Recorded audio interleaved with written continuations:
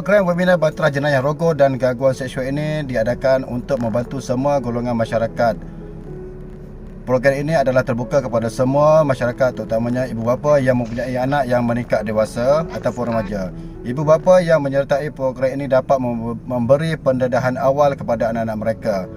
Program ini telah menjemput Tuan Muhammad Fairuz bin Abu atau lebih dikenali dengan gelaran Aki Fairuz Al-Jengkawi, dan beliau merupakan seorang pakar motivasi dan penceramah remaja. Selain itu juga kami berpendapat bahawa ceramah atau kempen Bahtera Jenayah seperti ini juga kerap diadakan bagi memberi pendedahan serta pengetahuan mengenai jenayah tersebut. Dengan adanya pendedahan mengenai jenayah tersebut, diharap dapat mencegah perkara yang sumbang seperti ini daripada terus merebak dalam masyarakat kita. Sekian. Latar belakang dan objektif. Dalam penyelidikan ini, kami telah meneliti bahawa terdapat 5 jenis tingkah laku seksual, iaitu secara lisan, isyarat, visual, psikologi dan juga fizikal yang menyebabkan seseorang yang waras tersinggung, terhina dan terukut. Gangguan seksual boleh terjadi kepada sesiapa sahaja, tidak kira jantina. Jenayah rogol pula adalah satu bentuk keganasan seksual yang lazim.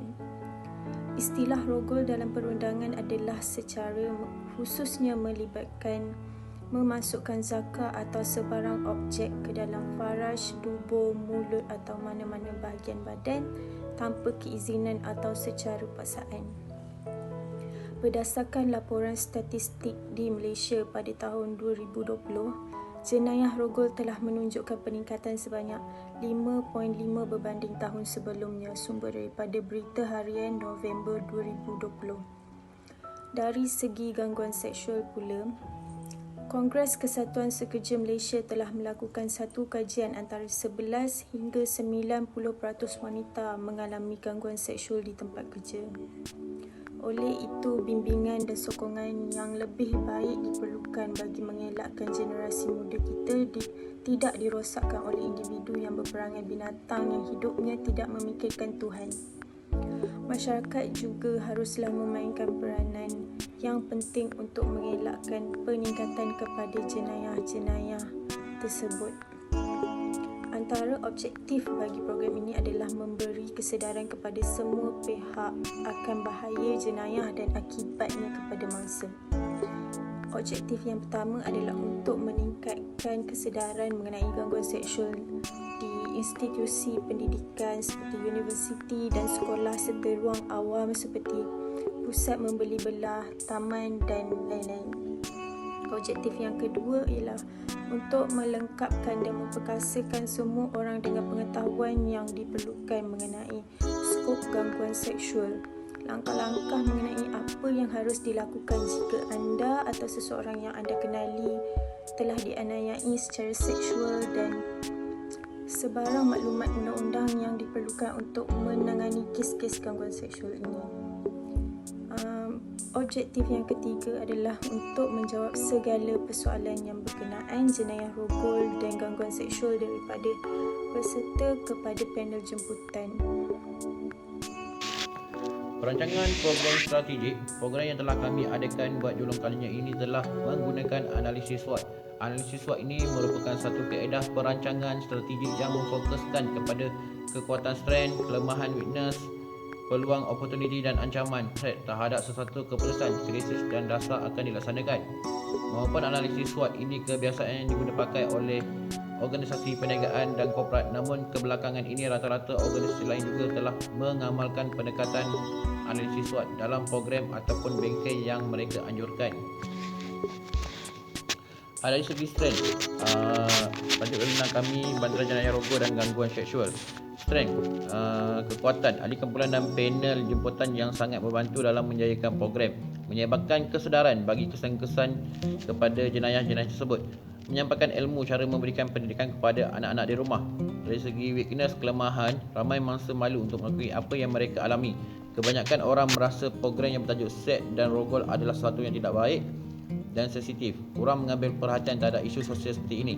Opportunity, peluang, panel jemputan yang pengalaman dan berpengaruh untuk memberikan ceramah. threat ancaman undang-undang kerajaan yang tidak mencukupi untuk jenayah ini. Pemangsa seringkali merasa diri mereka terlepas setelah melakukan jenayah tersebut. Tindakan yang telah dilakukan oleh kami untuk program ini adalah seperti pemilihan masa, tempat dan juga tarikh.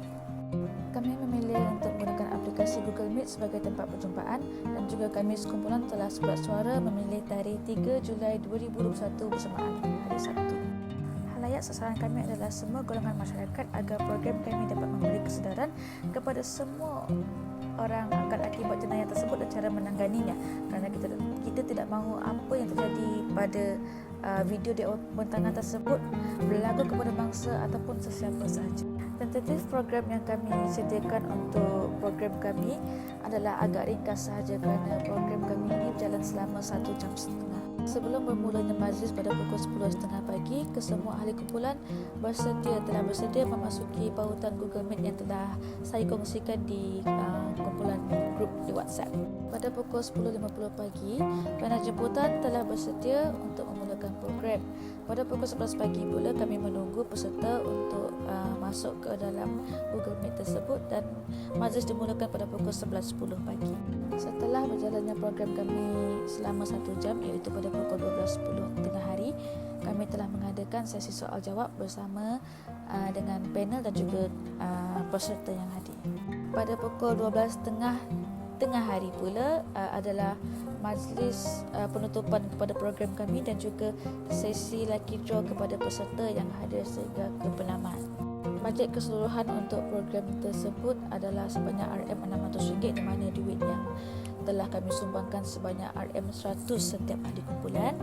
Bayaran yang telah ditetapkan oleh panel jemputan adalah sebanyak RM450 tetapi kami membayar sebanyak RM500 kepada panel kerana panel telah memberikan kerjasama yang sangat baik. Untuk hadiah lagi draw pula kami telah mengutip sebanyak RM35 daripada setiap ahli kumpulan dan ia mencukupi untuk membeli sebanyak 20 hadiah lagi draw untuk 20 peserta yang bertuah. Baki daripada keseluruhan duit yang telah dibelanjakan adalah sebanyak RM110 dan RM100 itu kami gunakan untuk penghapusan barangan lucky draw dan baki sebanyak RM10 tersebut kami masukkan ke dalam tabung dana untuk pembelanjaan kumpulan kami pada masa akan datang. AJK program kami adalah daripada ahli kumpulan kami sendiri dan masing-masing telah menjalankan tugas dengan baik sekali. Moderator untuk program tersebut adalah saya sendiri dan program tersebut tidak akan lengkap tanpa bacaan doa yang menusuk kalbu daripada Muhammad Aiman bin Ghani. Segala perbelanjaan kumpulan telah diuruskan oleh bendahari yang sangat amanah iaitu Nur Fareha. Penyambut peserta yang sangat ceria dan sering membuat orang tertawa iaitu Azhari bin Adam. Segala persiapan untuk program dan apa-apa sahaja yang berkenaan dengan program telah diuruskan oleh si cantik manis Nabilah Wahidah. Dan akhir sekali, tanpa Muhammad Syazwan sebagai AJK hebahan, pastinya program kami ini tidak akan mendapat sambutan. Terima kasih kepada semua AJK program. Komunikasi. Dalam program ini, kami telah menggunakan komunikasi secara dua hala. Panel jemputan akan sentiasa memastikan bahawa peserta yang menyertai faham apa yang hendak disampaikan. Selain itu, untuk mempromosikan program kami menggunakan media sosial dan mencipta poster untuk menarik perhatian lebih ramai orang untuk menyertai program kami.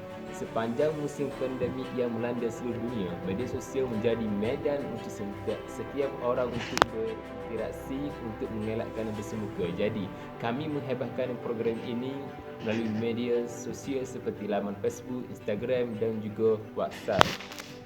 Untuk penilaian program ini adalah program yang diadakan oleh kumpulan pada julung kalinya. Selepas tamatnya program ini, kami telah mencipta sebuah Google Form untuk mendapatkan penilaian daripada hasil program yang telah diadakan. Namun, pasti ada kekurangan pada program seperti masa tamatnya program tersebut agak lambat sedikit berbanding masa yang telah ditetapkan. Selain itu, berdasarkan penilaian daripada peserta juga, terdapat masalah teknikal seperti suara kurang jelas, video tersekat kerana gangguan internet dan juga moderator kurang berinteraksi dengan panel. Walau bagaimanapun, program ini juga terdapat kelebihannya seperti penyambut peserta yang agak ceria dan sering bergurau senda dengan peserta untuk mengelakkan peserta berasa bosan sepanjang webinar. Bukan itu sahaja, Tuan Akhil Fairuz juga merupakan seorang yang agak terkenal dan berpengaruh di dunia media sosial. Jadi ramai peserta yang hadir telah mengenali beliau dan ramai meminati ceramahnya yang agak berani dan jujur. Program ini bersifat terbuka dan santai dan tidak terlalu formal.